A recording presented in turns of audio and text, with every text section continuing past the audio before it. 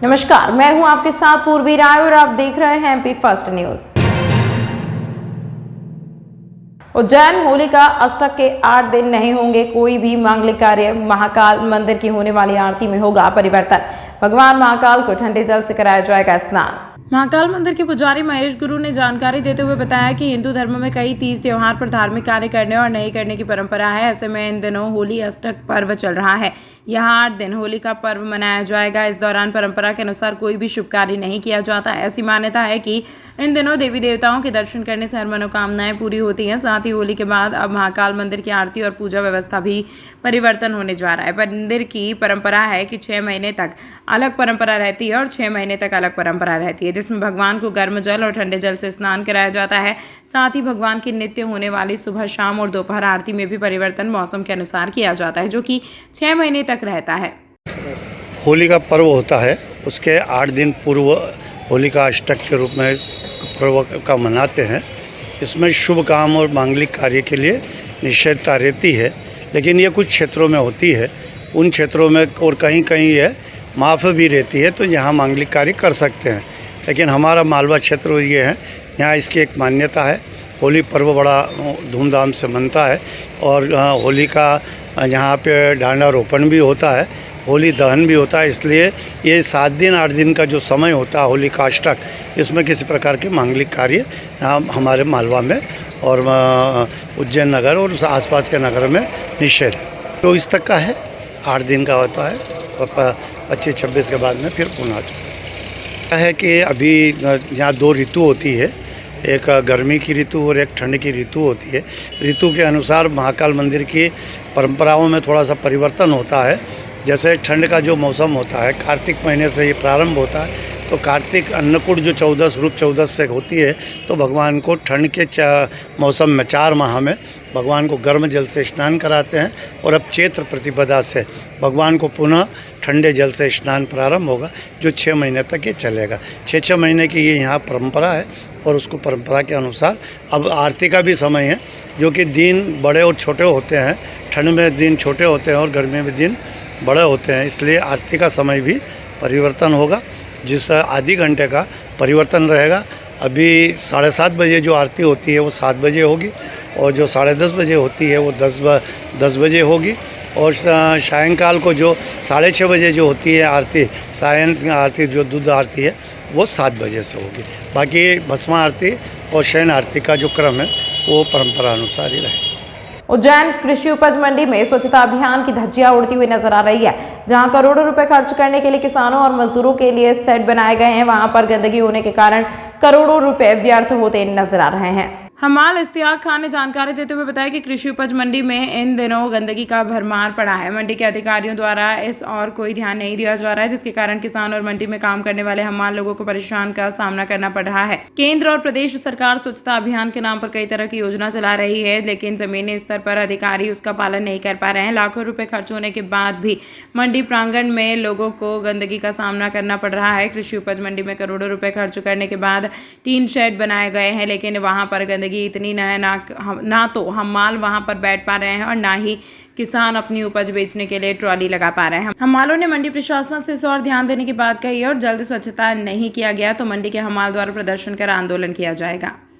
हम ये इतने समय से यहाँ मंडी में कार्य कर रहे हैं और यहाँ पे व्यापारी का माल तुलता है, तो ये जो टीन सेट लगा है, तो ये टीन सेट मंडी कमेटी ने इशू करा था, ये किसानों के लिए।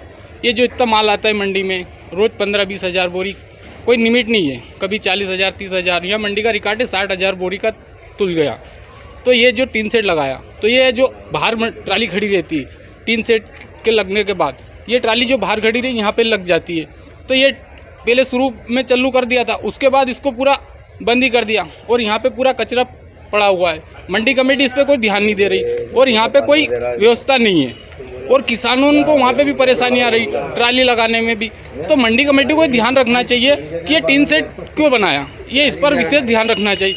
और जो किसानों और ये जो ट्राली खड़ी वो इस पर भी लग सकती है, या फिर ये कचरा हटा के यहाँ पे लोगों को थोड़ा दिखे तो सही। और पूरा भारत में स्वच्छता अभियान चल रहा है, पर बाकी इस पर कोई ध्यान नहीं दे रही है, तो ये कचरा कब से हटेगा। माल लोग भी धूप में काम कर रहे हैं, तो यहाँ पे माल तुल रहा है, तो थोड़ी बहुत देर किसान भी बैठ सकता है, हिमाल भी बैठ सकते, किसान भी धूप में खड़े रहते और हिमाल भी धूप में काम करते। तो मंडी कमेटी को विशेष तौर पर ध्यान रख के और ये कचरा तो हटाना चाहिए। मोड़ सिंह ठाकुर। नहीं दे रही सफाई अभियान में, इधर सफाई बिल्कुल नहीं हो रहा है, पूरा जो है कचरा पड़ा हुआ है। यहाँ माल हम तुलवा रहे हैं, यहाँ बैठना भारी हो रहा है, इतनी गंदगी है और धूप में सब काम कर रहे हैं माल। इसका कोई मंडी ध्यान नहीं दे रही। दूर में तो यहाँ से 5 से 10 हज़ार आदमी है, मगर यहाँ समस्या ऐसी है कि आप यहाँ देखो तो गंदगी पूरी फैली हुई है, पूरे सेट में कोई बैठ नहीं सकता यहाँ पे। कभी सफाई हुई नहीं इधर पीछे, हम इसके लिए सफाई के लिए। Ujjain Bharatiya Janata party social media विभाग द्वारा आज कालिदास अकेडमी में सम्मेलन का आयोजन किया गया, जिसमें लोकसभा चुनाव प्रबंधन के प्रदेश सह प्रभारी सतीश उपाध्याय ने कार्यकर्ताओं को मार्गदर्शन दिया। सम्मेलन में संभाग भर के आईटी सेल और सोशल मीडिया वर्कर शामिल हुए। भारतीय जनता पार्टी ने लोकसभा चुनाव के प्रत्याशियों की घोषणा होने के बाद चुनावी तैयारियां शुरू कर दी हैं। इसी के चलते आज भाजपा सोशल मीडिया विभाग द्वारा कालिदास अकेडमी स्थित संकुल हॉल में सम्मेलन का आयोजन किया गया, जिन्हें दिल्ली से आए लोकसभा चुनाव प्रबंधन के प्रदेश सह प्रभारी सतीश उपाध्याय ने मार्गदर्शन देते हुए बताया किस तरह उन्हें आम लोगों तक सरकार की उपलब्धियां और विपक्ष द्वारा लगाए गए आरोप की सच्चाई जनता के सामने लाना है। इस दौरान जीतू जीराती, शहर भाजपा अध्यक्ष विवेक जोशी और जिला अध्यक्ष बहादुर सिंह बोरमुंडला मौजूद थे।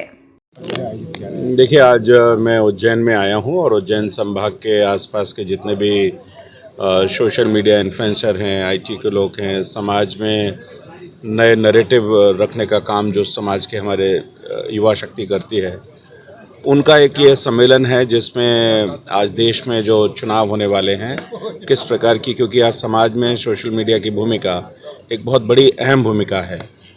विषयों को किस रूप में लेकर के जाना है, समाज तक नीचे कैसे पहुंचाना है, देश में मोदी जी के नेतृत्व में किस प्रकार की प्रगति आज हुई है, कौन कौन से विषय हैं जो लोगों के पास जाने की आवश्यकता है, और एक दूसरी तरफ से विपक्ष भी है जो तमाम तरह के अलग तरह के नेगेटिव नैरेटिव को बनाने की जो कोशिश है, उनको किस तरह से एक चुनौती है, उनको किस तरीके से लोगों को बताया जाए।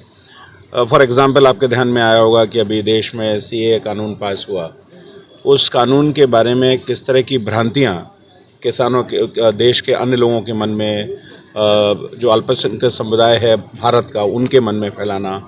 तो सोशल मीडिया का काम है कि जो सच है, सच्चाई है, वो किस तरीके से लोगों के सामने सही तरीके से लोगों के पास आए, और उसमें उनकी भूमिका बहुत बड़ी है कि उनको किस तरीके से सही बात आनी चाहिए और नीचे तक कैसे पहुँचे।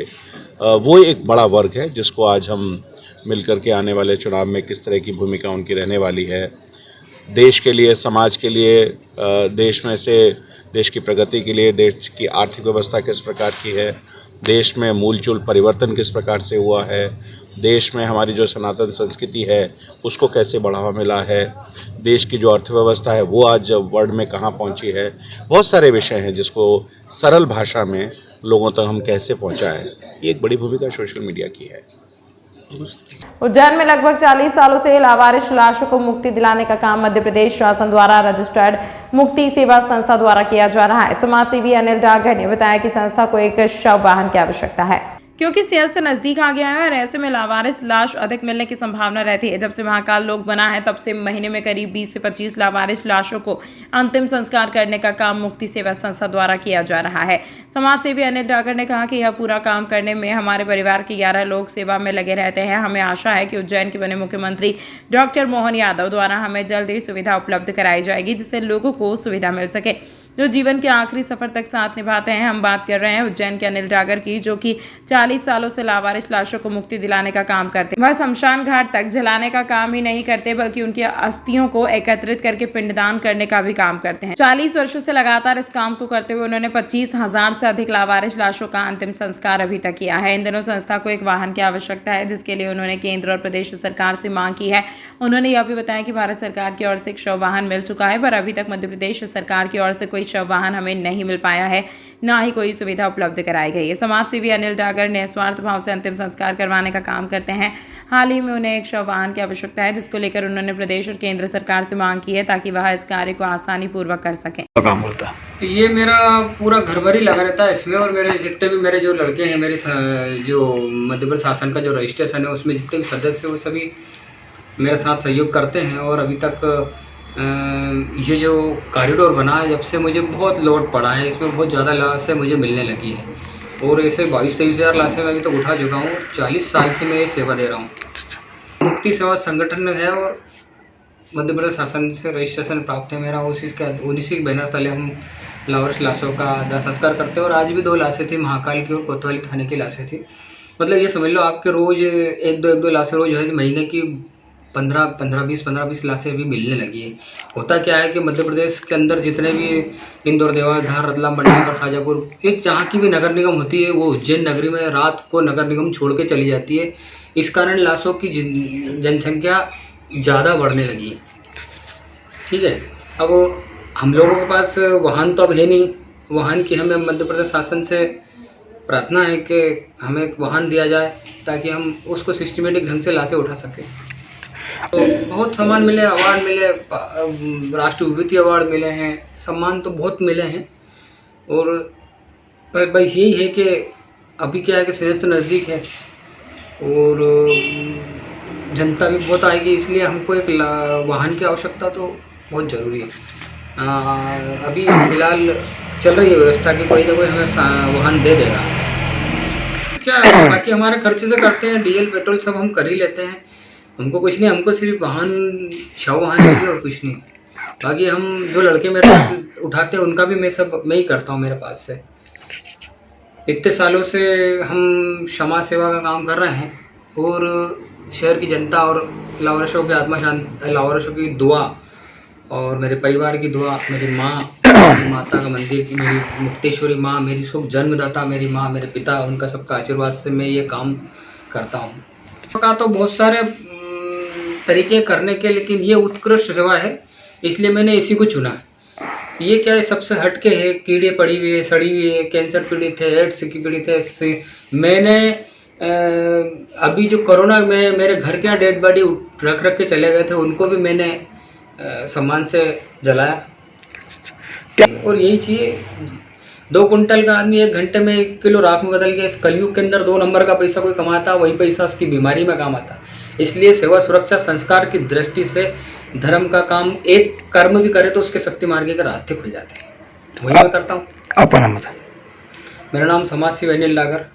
उज्जैन कोठी रोड से स्टंट करके पुलिस ने एक युवक पकड़ाने के बाद युवक ने मांगी माफी।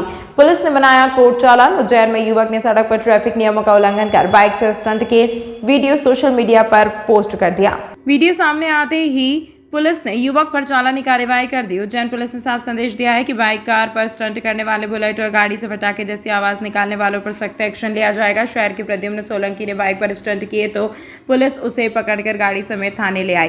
पुलिस ने प्रद्युम्न को चेतावनी देकर चालानी कार्रवाई की है। इससे पहले भी उज्जैन शहर में रिक्शा वाले ड्राइवर ने स्टंट किया था। इंदौर के 4 लोगों ने कार की छत पर बैठकर स्टंट किया था। इन पर भी पुलिस ने कार्रवाई की है। ट्रैफिक पुलिस के अनुसार स्टंट करते पाए जा रहे हैं, उनके खिलाफ सख्त कार्रवाई की जा रही है। कल हमको एक सोशल मीडिया पर एक वीडियो वायरल हुआ जिसमें एक लड़का स्टंट करते हुए कोठी रोड पर उस वीडियो में दिख रहा था। तो हमने उस मोटरसाइकिल का नंबर ट्रेस किया और उस नंबर को ट्रेस करने के बाद आरटीओ की वेबसाइट पर जाकर एड्रेस निकाला। तो इसमें प्रद्युम्न सिंह सोलंकी, सती गेट, उज्जैन का रहना पाया गया, जिस पर मेरे द्वारा ट्रैफिक थाने से अधिकारी और कर्मचारियों की एक टीम रवाना की गई वैधानिक कार्रवाई करने के लिए।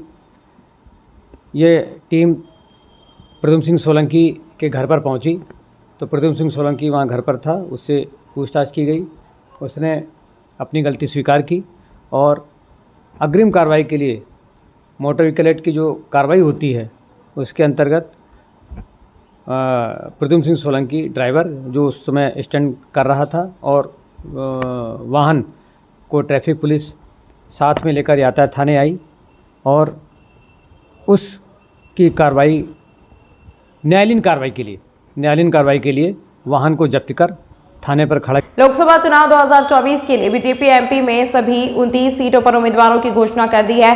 बुधवार को बीजेपी द्वारा जारी की गई दूसरी लिस्ट में बाकी बचे हुए 5 नामों की घोषणा कर दी है। उज्जैन से बीजेपी ने एक बार फिर से अनिल फिरोजिया पर भरोसा जताते हुए मैदान में उतारा है।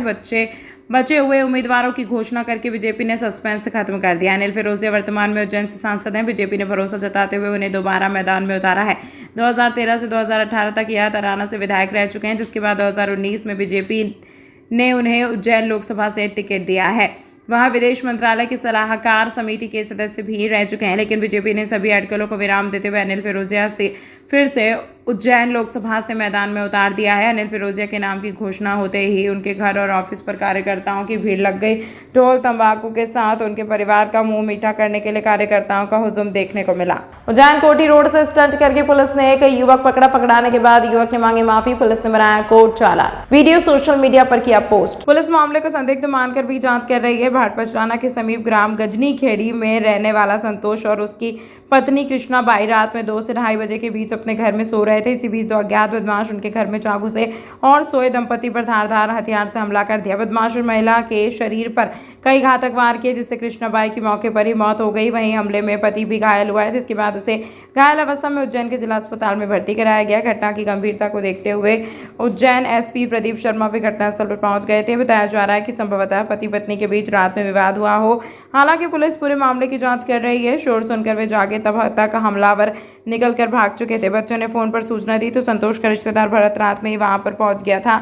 सूचना मिलने के बाद सुबह 5 बजे पुलिस घटनास्थल पर पहुंची तथा मृतका के शव तथा उनके घायल पति को अस्पताल लेकर आए। घटना में महिला का पति भी शंका के घेरे में है। तमाम महत्वपूर्ण खबरों के लिए देखते रहिए MP फर्स्ट न्यूज।